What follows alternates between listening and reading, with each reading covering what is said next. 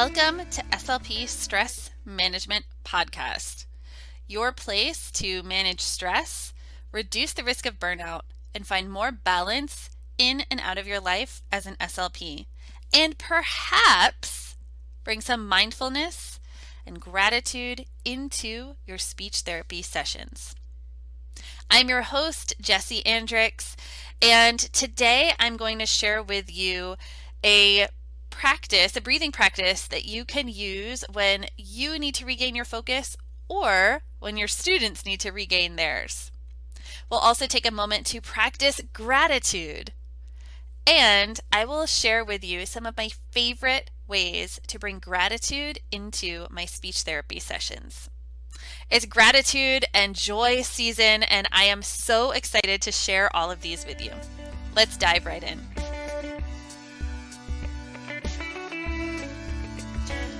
If you are ever needing a moment to bring some mindfulness or focus or just some steadiness back into maybe your speech session or your classroom or for yourself, then there's this great breathing practice that you can do, and you've maybe seen it before. This is called the candle breath. And so the main concept behind this is that you are pretending to blow out a candle. And when you do this, you blow it out really slow. So not like, little kids actually do with their birthday cake where it's like the really quick breath, but blow out the candle slowly. And what this does is it makes you take a big breath in, and it makes you take a really slow and steady breath out. And so this helps you to not only find that calm signal in your body, from your body up to your brain, but it also helps to extend the exhale, which is more of a relaxation response. And this is really great because there are a lot of videos you could do if you're going to use this in your speech room or your classroom. There are videos that you can use if you just go on YouTube and search for candle breathing. And there's also, you can just do it in your group by, pretending that your finger is a candle, or maybe you have a pencil that they hold or something. So there's a little bit of physicality to it. It's not just this thing that you're imagining where, it can be easier for students to focus. So it looks like this. Hold up your candle, take a deep breath in, and slowly blow out the candle. So what you do is you blow that air at your finger as if your finger is a candle, and you're slowly blowing it out. And you can do this with multiple rounds, so you're getting that deep breathing practice, maybe for 3 to 5 rounds of breath. And then you've brought in some focus, you've helped find some calm, some steadiness, getting your students grounded if you needed to regroup, or if you're using this maybe at the beginning of the session to get them grounded and ready. And again, if you ever need to take some deep breaths, it is just that great kind of reminder of what you are breathing for and into.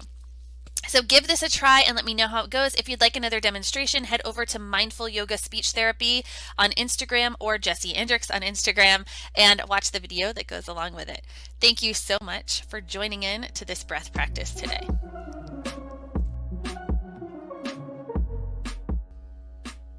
Let's take a moment to meditate. So find yourself in a comfortable seat if you can. If you want to be standing or lying flat, that works too. Let your shoulders relax down, lots of space through the spine to breathe. So not rigid, but lifting tall, rooting down. You can bring your hands to your lap to rest them. Maybe close your eyes. For a moment, just take a few breaths in and out through the nose if you can. But really, just take a few steady breaths. Breathing in and breathing out.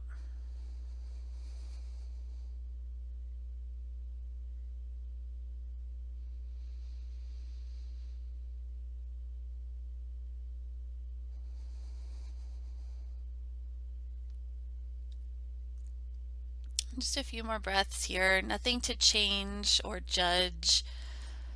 Just breathe. And as the breath grows steadier, it allows you to grow steadier, to feel more grounded.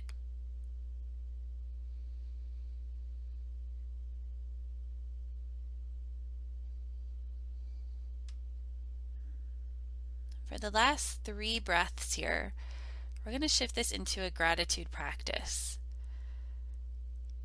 And so you can think of things that you're grateful for or that you find positive in your life, or maybe just something that is going well, something that's working. And on your next inhale, just name one of those things. Maybe you simply name it, or you say, I am grateful for. And as you exhale, just let the breath out, letting that gratitude sink in. Take another breath in. I am grateful for. And exhale.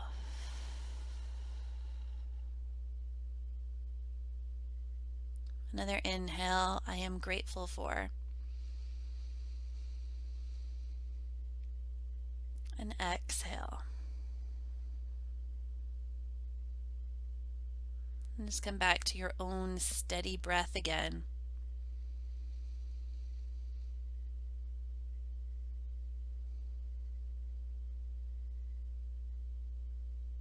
And anytime you need to start to make a shift in your day, in your week, in your thoughts, come back to the steady breath, the moment of gratitude.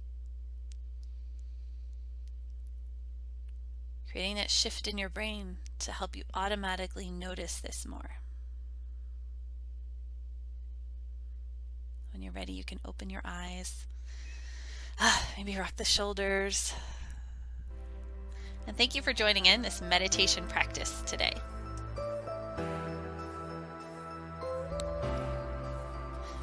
Gratitude season is upon us, with Thanksgiving happening here in the US and the rest of the holiday season to follow. So while not everyone celebrates the same way, it can be a wonderful time to pause and practice gratitude. Something that we could all benefit from and connect with, no matter what we celebrate, when we celebrate, where we live, or what our traditions are. Gratitude is a mindfulness practice and a big part of positive psychology, which looks at strengths and shifts your brain to notice the things that are good, positive, and working well. Your brain, and mine, is trained to notice the things that are not working or going well. And this is to help protect you from threats and stress. And it can also create a cycle where the more you see, the more you are looking for, and turn these into pathways that you're using consistently looking at what's not going well. Gratitude helps you tune into the opposite and in turn create the opposite pathways, focusing on what is working well. So when you do this, it helps create the new pathways in your brain that see the parts that often go unnoticed, the things that are positive, that bring joy to your world, and that are going well for you. It helps you to pull away from stress and not get so stuck in it, so you can feel more at ease, more at peace, and for your brain to work more optimally. And it can do the same for your students, specifically the parts of the brain that help with learning, cognition, executive functioning, and language, all the things that we work on in speech therapy and in school. Gratitude doesn't have to be anything super complicated. It could be as simple as thinking of like 3 things that are positive in your day, or maybe writing down 3 things that went well for you. And these small practices can build up and create big shifts in your outlook and in your mindset. And with students, it can also be a fun way to engage with them, to help them put this into practice and create or share some wonderful practices that will help them throughout their entire life. So here are some ways to use gratitude in your speech therapy room or classroom, especially if you're looking to bring this into your holiday season. One is to find some gratitude books. Books are always a great option, right? Because they promote and help support so many things in speech therapy and beyond. So you can use them for articulation, pulling out those target sounds when you hear them, for literacy, for vocabulary building, for your expressive language skills, for inferences and WH questions, for your receptive language skills, for fluency if you have a student and you work on reading passages, and more. Gratitude books are extra fun because they can help share gratitude practices, give unique topics to talk about, and lead into another activity like a craft or something, a gratitude list, maybe a meditation. One of my favorite books is Zen Pig and the Art of Gratitude, which shares the journey of a pig who seems like effortlessly happy to others, but really has this practice of gratitude to help him out. So you can check that out at the link below in the show notes, and I do have a link there to the book and to my Amazon store, so it is an affiliate link. Gratitude crafts are also another way. I am not crafty, but I do love a good gratitude craft. So these could focus on usually they focus on making a list of things you are grateful for, but make it more fun than just writing down a list of things, which is more fun for students and it's more fun for you too. So here are a few things. If you're reading Zen Pig, you could have like a positivity pig. And so this could be something you could use at any time during the year. It doesn't have to be around like this holiday season, right? So you could have this positivity pig where maybe they write down, they have a craft, you make a pig, you put it together. So you're working on your skills with that. And then you write down the 3 things you're grateful for. Or maybe some kind of like a gratitude rainbow where on each part of the rainbow, you're writing the things that you are grateful or thankful for. My favorite to make is a gratitude turkey or a thankful turkey. I will say that mine end up looking more like potatoes with colorful like pieces sticking out behind them, or peacocks, because I use all kinds of colors instead of harvest colors, which I always realize after it would be more festive if I stuck to the colors of leaves outside. So for each feather, you could work on the things as you're putting it together, and then for each feather you write down one thing you're grateful or thankful for, and you can use these to target the students' goals, either language or articulation. And then if they celebrate Thanksgiving, you have this fantastic decoration to send home, which parents do appreciate. And there's just so many things you could do. You could get a worksheet and do like a gratitude gallery where they're drawing pictures and putting these little, writing these little things into like, I've seen like a art wall gallery. You could make a tree and use leaves and put things that you're grateful for and have this as your decoration in your class, or have them make the gratitude tree and bring it home as a fall, or really any season, decoration. And you could even do this if you're looking for winter. You could use this as like a snowman and talk about things that bring you joy and that you are grateful for. And, on each part of the snowman, maybe he has a little word. So those are just a few things. You could also do a gratitude meditation. So you could use these at the start or end of your session to help bring in more mindfulness and help promote that like less stressed state, which enhances learning and brain functioning. So maybe they focus on different parts of their body. I'm grateful for my strong arms that carry my books. Or you could focus on things they are grateful for, and they can silently name them in their head. So it's helping them to bring their focus back to the one thing, to this present moment, to what they are focused on in this moment, and kind of help their brain shift either into speech therapy or shift out, knowing that they're doing this at the end.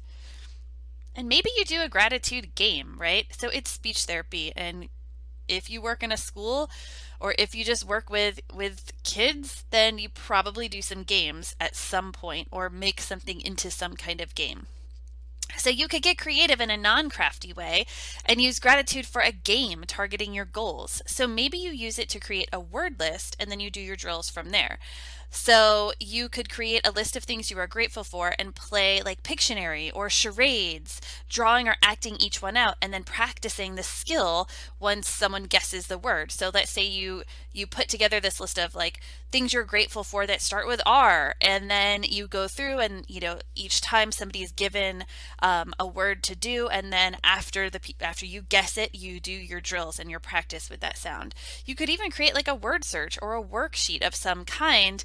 Like I said, like maybe a gratitude gallery where they can have all these little pictures of things that they're grateful for. If you need an activity that has a little bit more downtime with it.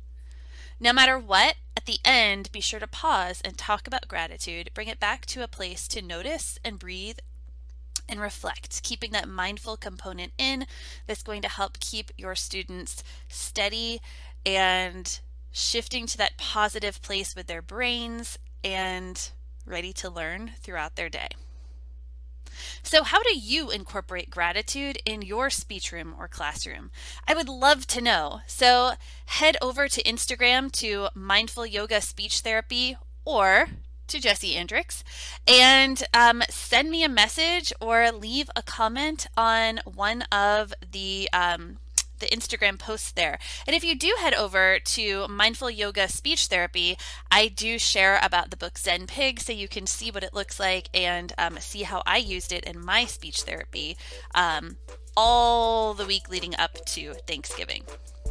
And if you want more resources to help bring mindfulness and gratitude to your speech room or classroom, make sure to enter your email using the link below for instant access to a resource list full of my favorite tools, tips, and places to find all things mindfulness and gratitude based.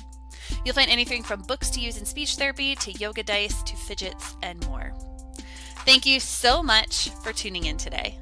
Love and light to you, and gratitude.